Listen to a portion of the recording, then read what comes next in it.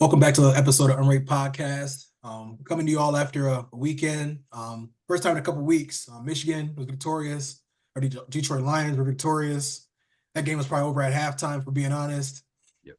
We're gonna go ahead and dive into both games, what we liked and just what we thought about both games, and then obviously talk about Oregon rolling into town for Michigan, and then the Lions heading up to Green Bay for this is like a big heavyweight divisional matchup. So yeah, I'll kick it over to you, E. We'll start off with Michigan playing against little brother, victorious for the third season in a row. What were your thoughts on the game and how it went down? I guess I was happy just for them to come out fighting. I think I picked them to win on here, but kind of in my heart of hearts, that was my fan talking more than what I kind of really thought. And we came out fighting, and that was, one thing I will say about this squad is they did not give up. I think a lot of different teams would have found a way to go out and lose that game, just come out flat. Kind of hot potato with your quarterback, your star running back, cover of NCAA is not playing well this year. Defense isn't the defense we're used to. So all of that considered, I kind of anticipated them to come out flat, and they didn't. They came out. I think State scored first, and then we roared back. Kind of a weird, funky game where throughout the game I was nervous where I thought obviously when our quarterback plays that bad, when nothing's really popping, you're one play away from kind of having this be an entirely different ball game. But I always kind of felt like we were in the driver's seat of the game, and kind of controlling. We looked more energetic on offense. We were pulling plays out of our ass, running back pass plays. The quarterback was making nice throws, Davis Warren. So it was, all in all, I think it was a solid dub. Kind of defend the home turf, and Sherrone Moore kept the boys fired up. Mm-hmm. I heard he's the first Michigan coach to, obviously in split time, split seasons, weird situation, but first coach to beat Ohio, Penn State, and Michigan State in their first try or something along those lines. So he's coming out big versus real opponents. Yeah. Put together another solid game plan, and it's hard to win when you don't know what production you're going to get at your quarterback.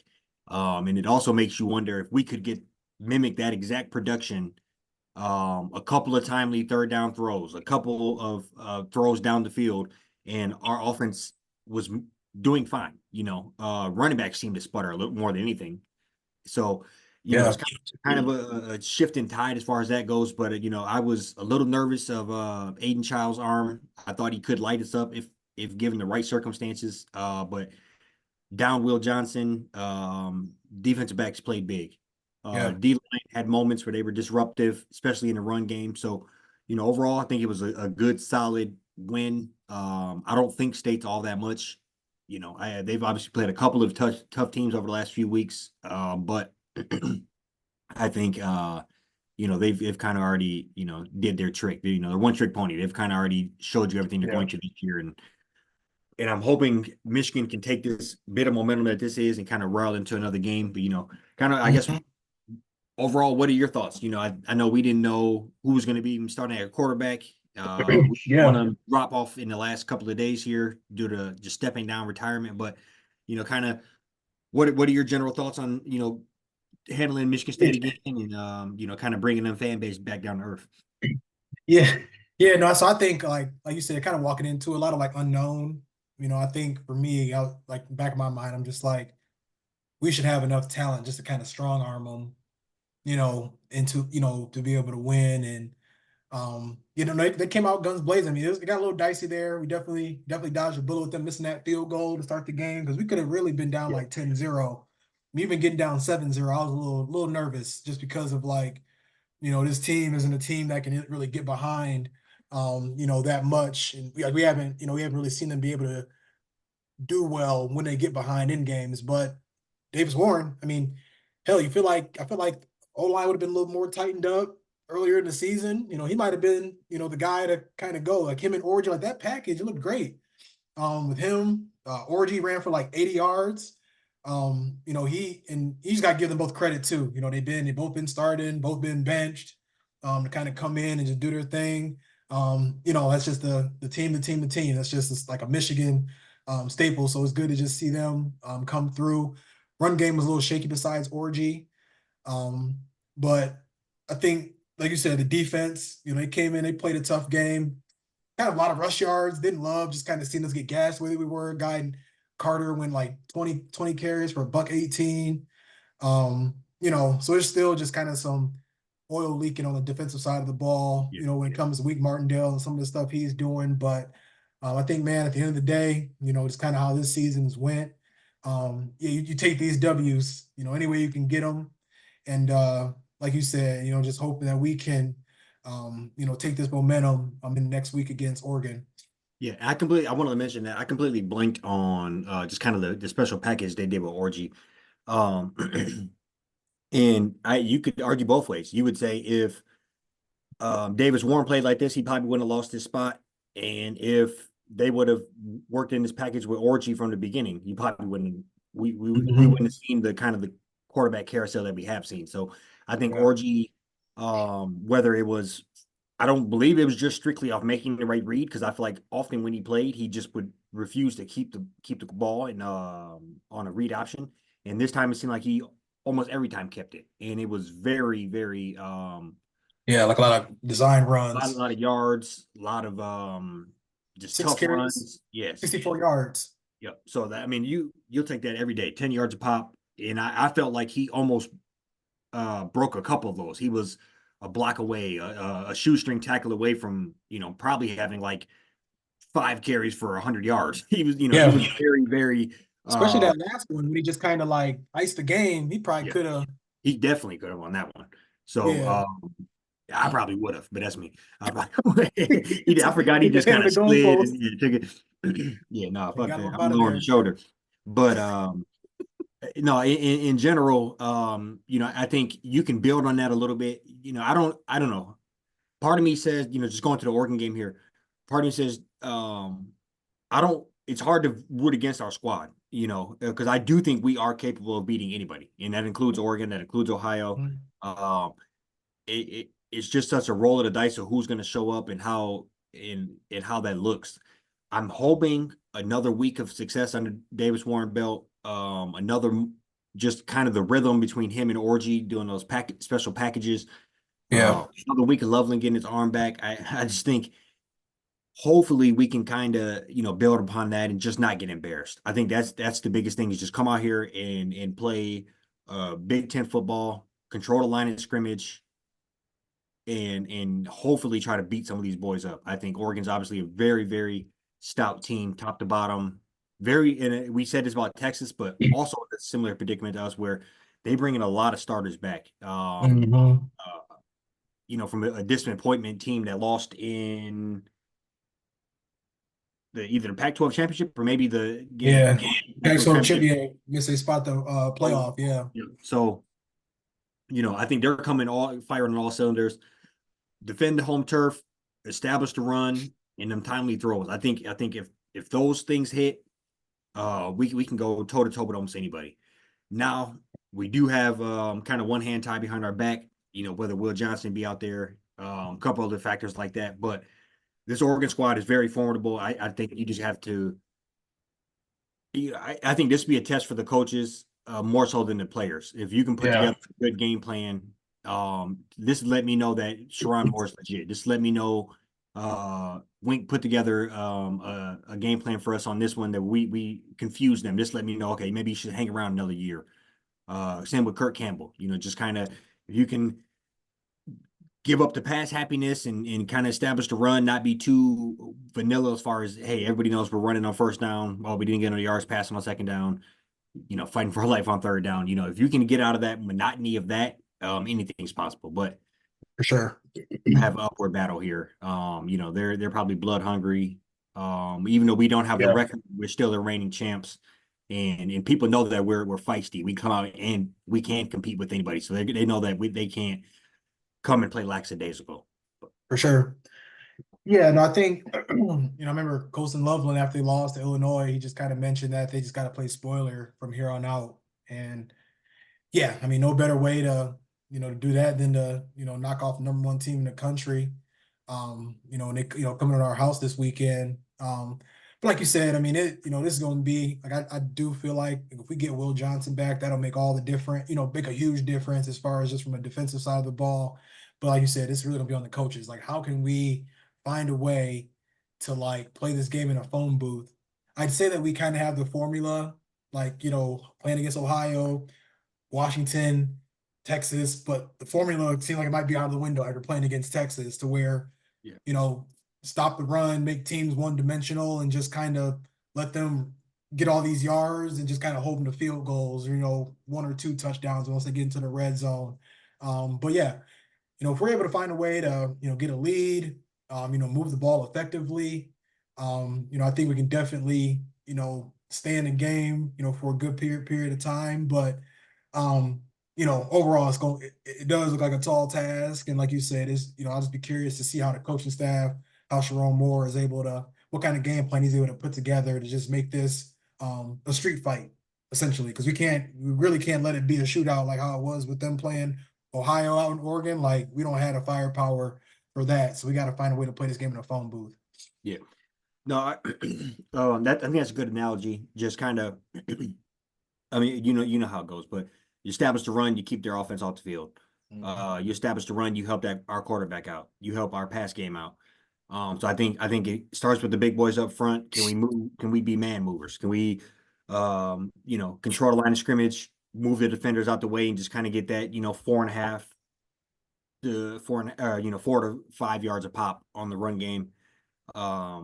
And then just play smart. I think that Orji thing works. I think you see the talent he has out there. He is a phenomenal athlete with the ball in his hand.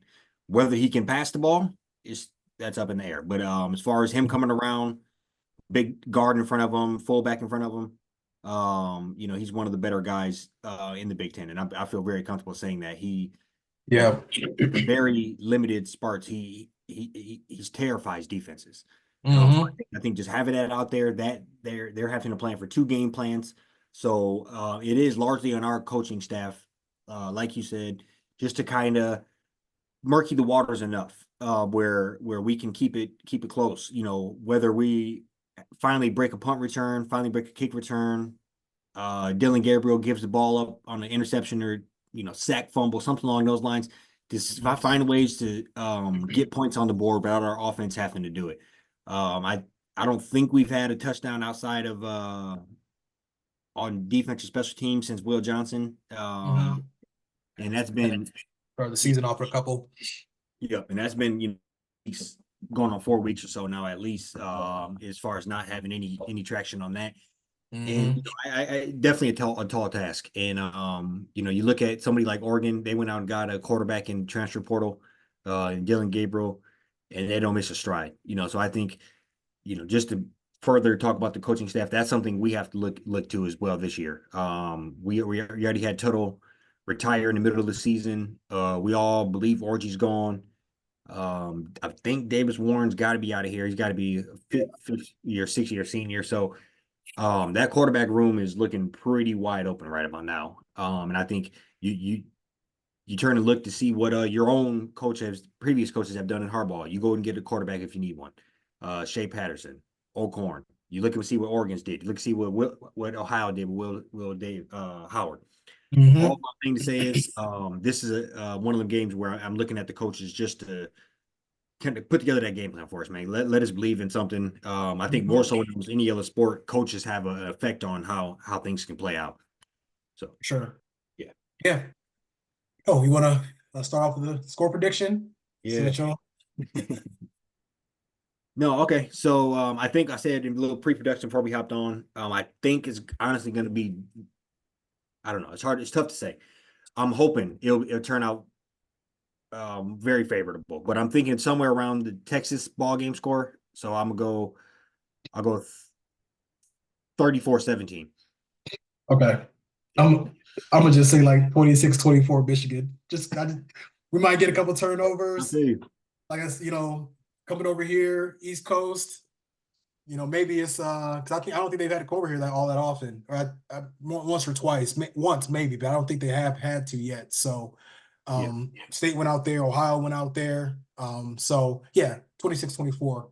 I think we'll find a way to get a couple points, score a couple points. Defense will play lights out, and 50-yard field goal by Samaha um to win it. You take it? So Hey, I'm with. yeah, Hey, I'll be tied to my seat if that happens. I'm hoping. Let's just stay away from that. 42-10, 42-7. right. Let's stay away from Yeah, blood. like Let's have a little bit of fight, a little bit of pride to the helmet, to the jersey, and for sure.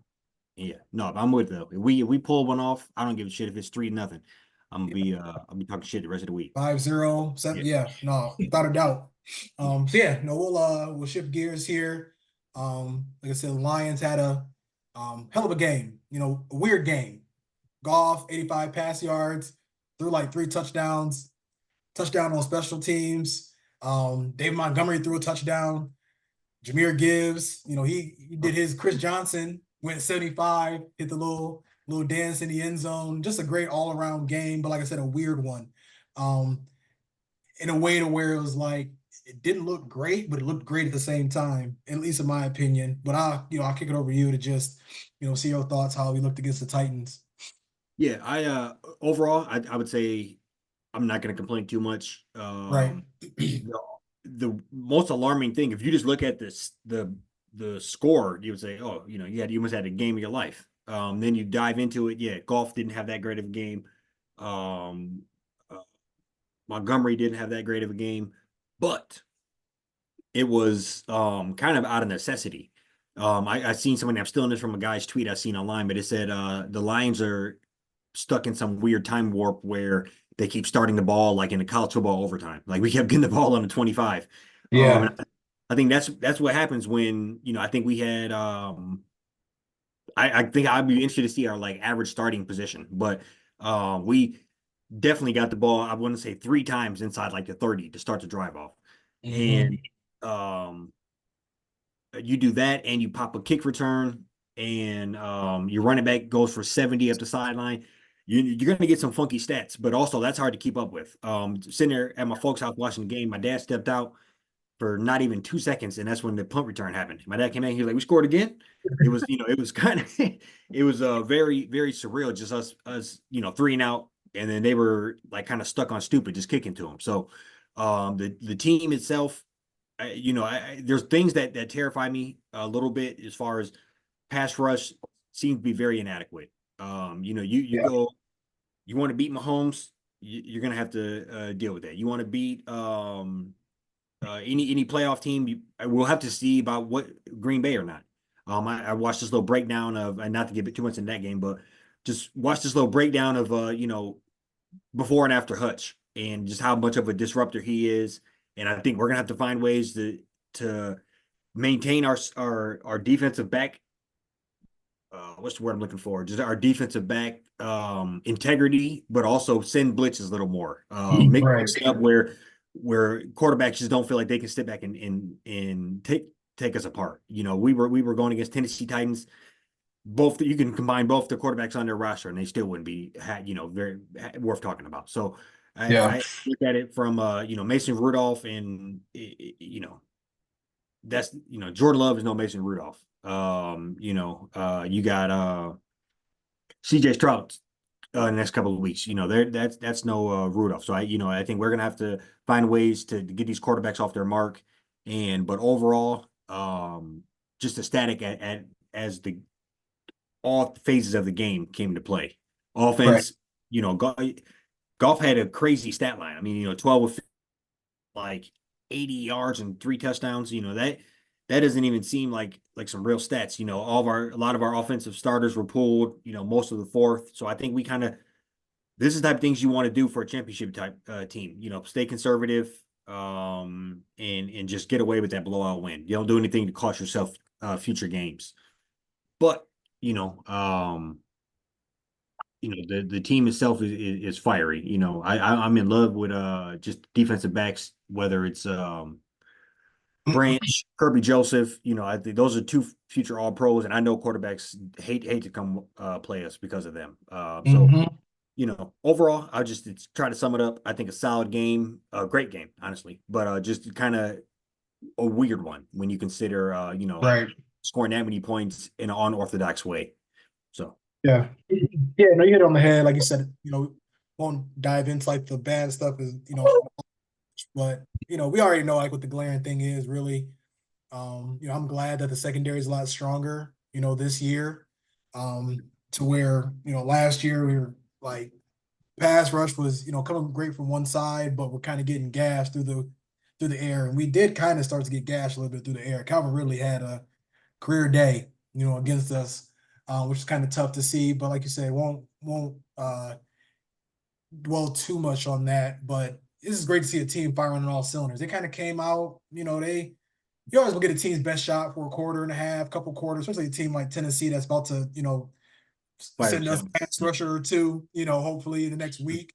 They kind of is out there kind of giving their all for about a half, and then we really just start to put the pedal to the floor midway through the second quarter, put the foot on the neck, third quarter, 17 points in the third. And just great to see, the run game. That's one thing. So won't go too much in the bad stuff, but I don't know. Sometimes feel like get a little too pass happy, but you see that run game start to really open things up, and it's just like, why don't we Yeah. just stay with this? Why don't we just, And I know, you always laugh at me for being so heavy on the run, but there be reasons. I just feel like, especially the way that Decker's looking, last couple weeks. Golf came out of this game a little banged up, which kind of sucks to see. Rolled his ankle, didn't practice today, so you just hope that we learned from the little mistakes here and there, what kind of went like between the lines of the game overall to be able to carry that over to clean that stuff up when we go up to Green Bay this weekend. And that's gonna be an interesting matchup. Just kind of It is. the page here because Love is a little banged up. Could very well be Malik Willis because they have a bye week next week, which is interesting. I feel like I'd probably maybe want to see Love because I don't Malik Willis running around. That might get a little crazy. And Love, he got like a groin injury, so at least he'll be running's not his thing either. Or anyways, so O line's looking a little banged up. But yeah, overall, I think a big opportunity for us to like you hit it right on the head, like a measuring stick game. I mean, this is going to be, we got two heavyweight bouts pretty much the last couple weeks going to the Vikings, Yep. going to Green Bay. And these are the games that like you want to, if you can go get this one, you can go steal this one. Like you can really, really put the pressure on them when they got to come to Detroit. Same with, the Vikings. They got to come to Detroit last game of the season and see us. Green Bay got to come to Detroit, I think on like a Thursday, in like, like a month and a half or something like that from now. So, love to see us just establish the run, get a lead, really to help our defense, like more than anything. Just give them one score, 10-point lead maybe, and have them, Kirby Joseph and Brian Branch just kind of playing center field and get a turnover or two if it is Jordan Love or Malik Willis. The Jordan Love, he do love giving that ball up Yeah. quite a bit. So No, I do know Jordan Love has been banged up a little bit. I don't know. I just kind of feel like I kind of get the feeling that he's going to come up. He's going to go play. I agree. Yeah. He missed the first couple of weeks. I think Malik Willis got to start like 2 weeks, maybe 1 week at the start of the year. Malik Willis, another guy, kind of obviously had all the hype in the draft. Got took Yeah. like third round or something. Kind of did not have a good showing at Tennessee. Ended up here revitalizing his career a little bit. I would have to say obviously the running scares me a little bit, but I think Jordan Love is a very phenomenal quarterback. And he puts a little more fear into me than Malik Willis, even with the running considered. For So sure. I just think I almost said this earlier, but I read that we are the line the no Green Bay is I think the second best pat or no what is it either way we're exact opposites. We have had like over the last month we've had like 3 sacks and in Jordan and they have given up like 3 sacks. So Okay. it's just kind of like a battle of rock me in the hard place here. So somebody's gonna have to break on that, or maybe it'll just be a stalemate as far as cancel itself out.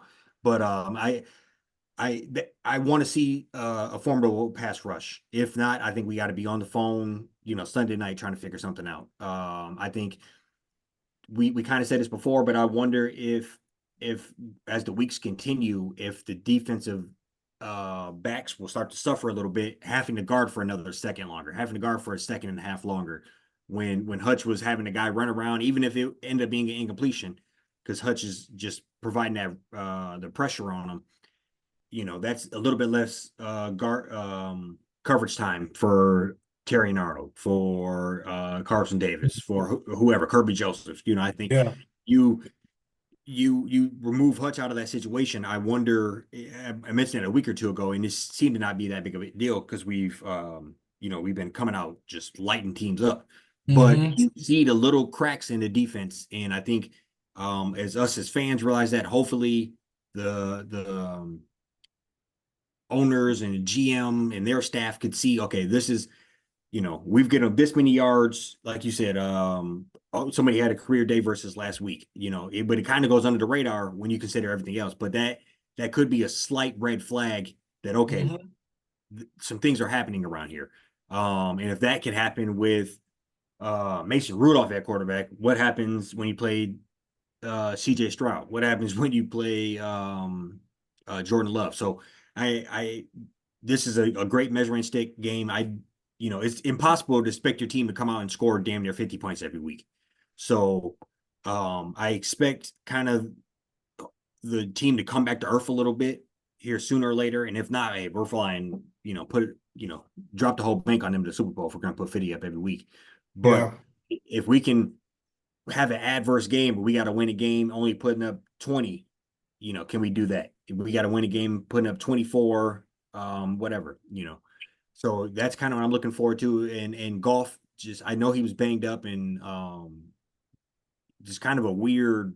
I think he got his ankle stepped on, or he rolled his ankle or something. And Yeah. uh, Different shots for sure. and obviously he got pulled a little early just due to the score of the game. But I think that, like what you said, that run game helps. That you establish the run game, it makes his job a lot easier, and he can sit back and just kind of pick teams apart, with his 80 something percent completion percentage over the last couple of weeks. Just keep doing that. So Yeah. Yeah, no, I don't. Like I said, it's a good test. I like how we showed up against Minnesota, and I feel like like we was able to handle Justin Jefferson. He didn't go too crazy on us. He actually had offensive pass interference that didn't get called. That's neither here or there. But yeah, I mean, if we can find a way to just get a turnover, that's one thing too. Like we need the defense to kind of find ways to get a turnover. I mean, you see guys like punching the ball out. Amik Robertson punched the ball a couple of times last week. Brian Branch probably had the best punch that I've seen, where it just bounced off the guy's yeah, knee, yeah. rolled inbounds. We was able to, Campbell off. had one. Um, Yeah, yeah, yeah. So we're just, doing a great job. And I'm sure that's what Aaron Glenn is just preaching. He's like, don't have Hutch, from a pass rush standpoint. So we got to find ways to, obviously want to bring guys to the ground, but also find ways to get our hands on the ball, and be able to give the offense another chance at, putting up some more points. And like I said too, I think I told you a few weeks back, like this is like golf. Like we just need perfect football on offense. yep, No, I think we finally definitely hit our stride. Like after the Seattle game, that was like the get right game to where I think we really humming on offense now. And I like too, on top in the midst of all of this, we're also going to Green Bay when the weather is still solid. So yeah. you know, we should I feel like have for 10 uh, years we were playing them on like December 28th out in Green. yeah. Like I mean, even 2 years ago, we played them January 6th or something like that, the 7th, the last game of the season. Sent Aaron Rodgers off in style. But yeah, it's nice to get out there before it get too dicey. Um, so yeah, I guess that being said, score prediction. yeah, yeah. I'll jump out. I do think we're gonna come out and win this one. I think you go back to when we did the week to week of what I thought it was going to be. I had us losing one of these two next games. Um, I think obviously I hold the right to be able to pull that, but I think I just want to say that, mention that, I guess. But I would say 28. I'm gonna go 28-24. Lions. Lions Okay. split out. Yeah. Good heart. I think this might be the best game of this weekend, honestly. I think both teams got a lot to fight for. Both teams got a lot to prove. And Mm-hmm.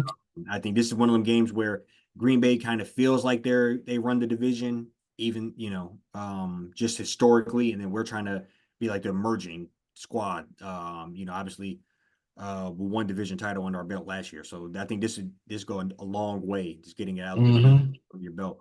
And then obviously we got Caleb Williams and them, and they're not too terrifying to me anymore. So Yeah.